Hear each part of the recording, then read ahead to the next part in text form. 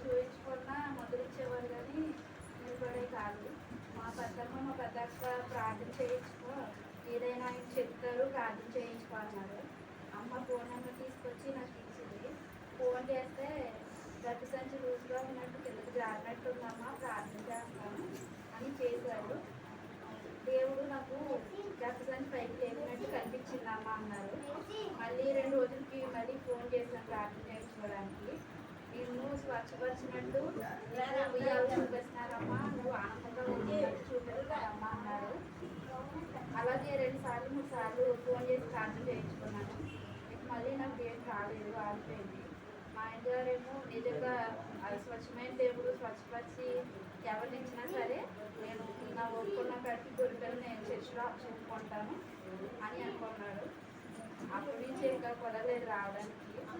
ఈరోజు చెల్లించుకోవడానికి కానీ గురికలు తీసుకుని బాబు పుట్టినరోజు ఆదివారం వచ్చింది. ఇక్కడ మీ అందరి ముందు కేక్ కట్ చేసుకోవాలని కేక్ తీసుకుని గురికలు తీసుకుని వచ్చాను.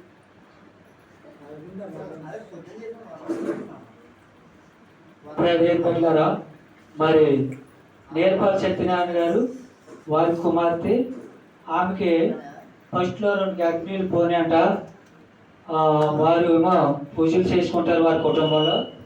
మరి చాలా బాధపడ్డారు, ఏంటి ఇలా జరిగిందని. అయితే వారు బంధువులు మరి వారు వాళ్ళ పెద్దమ్మ గారు అదే వీళ్ళ అక్కగారు దొడ్డా క్లియరేష్ గారు చెప్పారంట, ఫాస్ట్ గారితో ప్రార్థన చేసుకుంటే ఏదైంది దేవుడు చూపిస్తారు, ఆయన చెప్తాడు, నీకు గర్భపాలం నిలబడితే వెళ్ళి మరి ఫాస్ట్ గారి దగ్గరికి వెళ్ళి ప్రార్థన చేయించుకోమని చెప్పారంట. చెప్తే అప్పుడు నా దగ్గరికి వచ్చి ఫోన్ నెంబర్ పట్టుకెళ్ళారు. అక్కడ మాట్లాడకండి, నిశ్శబ్దం అండి. పట్టుకెళ్ళి వారి కుమార్తెకి ఇస్తే ఫోన్ చేసి మరి అక్కడ నాతో ప్రార్థన చేసుకున్నారు. చేసుకుంటే ఒక పెద్ద ఎత్తైన కొండ ఉంది, ఆ కొండ కనపడుతుంది, మెట్ట కొండ. ఈమె దగ్గర నుంచి ఒక ఆత్మ తప్పుకుని ఆ కొండ మీదకి వెళ్ళిపోతుంది.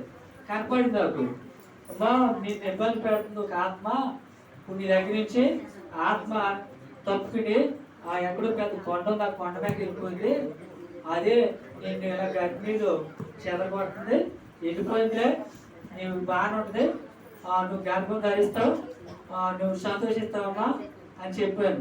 చెప్తే ఆ తర్వాత మరి వారు బుక్బడి చేసుకున్నారంట. నిజంగా మరి వారి మామయ్య గారు, మీ మామగారమ్మా బుక్బడి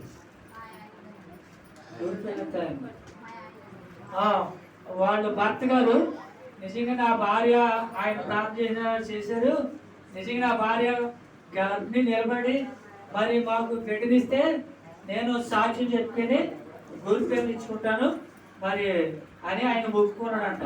అలాగే మరి కాబట్టి ఏం పెట్టారా, దేవుడు ఆమెకి వెంటనే గర్భాలను ఇచ్చారు. ఈ కుమారుడు మరి దేవుడి కుమారుడు ఇచ్చే వారికి. అయితే మరి ఇప్పుడు దాకా సాక్ష్యం చేసుకోవడానికి ఆ బుక్ తీసుకోవడానికి వారు ముందుకు రాలేకపోయారు. పొరుగురు రామశంగారం వారిది మరి ఫోన్లో ప్రార్థన చేసుకోవాలి. రామశంగారం ఉండి దేవుడు అద్భుతం చేసి ఆ కుమారుడు ఇచ్చే వారికి. అలాగే ఈరోజు వచ్చి మరి సాక్ష్యం చెప్పుకుని మరి గొర్రెపిల్లని తీసుకొచ్చి మరి ఈరోజు ఇక్కడ సాక్ష్యం చెప్పుకుని వారి గొర్రెపిల్లని ఇక్కడ సమర్పించుకోవడానికి వచ్చారు, సాక్ష్యం చెప్పుకున్నారు. అలాగే ఆమె భర్తనే వారికి ఆమెకి ఇచ్చిన బిడ్డల్ని దీవించి వారి మామగారిని దీవించి వారి కుటుంబాన్ని దేవుడు దీవించి వారు ఇంకా ఆ ప్రభువులకు ఆశీర్వదించబడాలి, ఇంకా ఎక్కువ యేసు ప్రభు తెలుసుకోవాలి, ఇంకా ఎక్కువ సాక్ష్యాలు వారు చెప్పుకోవాలని దేవుడు తండ్రి కుమార పరిశుద్ధాత్మ ఉన్న ఆ మహిమ గల దేవుడు మరి దీవించిన గాక. ఆమేన్, ఆమేన్, ఆమేన్.